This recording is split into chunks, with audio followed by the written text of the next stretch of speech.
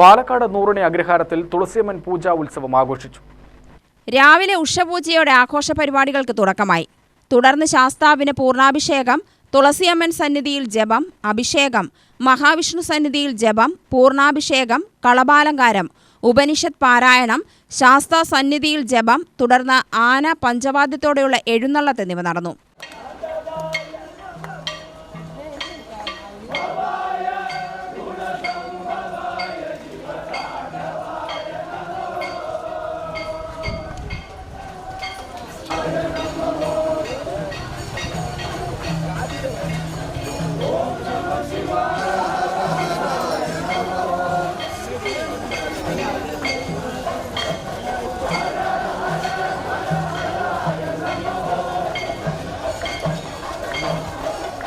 ലോകപ്രസിദ്ധി ആർജിച്ച നൂറണി ശാസ്താപ്രീതി വേദത്തിൻ്റെ അഗ്രഹാരമായ നൂറണിയിൽ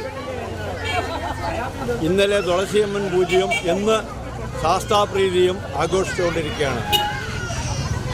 ഇത് കാശിയിൽ പാതി കൽപ്പാത്തിമാരി, ശബരിമലയിൽ പാതി നൂറണി എന്നുള്ള പ്രസിദ്ധമായ ഒരു അഗ്രഹാരമാണ്. ഈ അഗ്രഹാരത്തിൽ ശാസ്താപ്രീതി എന്നുള്ളത് ഒരു മണ്ഡലം മുഴുവനും വേദഘോഷത്തോടുകൂടി തുടങ്ങി ഇന്ന് ശാസ്താപ്രീതിയുടെ ഒടുവിലത്തെ ചടങ്ങുകളെല്ലാം നടക്കുകയാണ്. ഏകദേശം ഒരു 2 മണിയാവുമ്പോൾ ശാസ്താങ്കണത്തിൽ ദീപാരാധനയും അത് കഴിഞ്ഞ് സർവജന ഭോജനം, അതായത് ഏകദേശം ഒരു 2000-3000 ആൾക്കാർ അന്നദാനത്തിന് വരുന്ന ഒരു മഹാചടങ്ങാണ്. ശാസ്താവിന് പ്രീതി എന്ന് പറയുമ്പോൾ ഒന്ന് വേദഘോഷവും ഇനിയൊന്ന് അന്നദാനവുമാണ്. ഇത് ഒരു മണ്ഡലം മുഴുവനും നല്ല രീതിയിൽ നടന്നുകൊണ്ടിരിക്കുകയാണ്.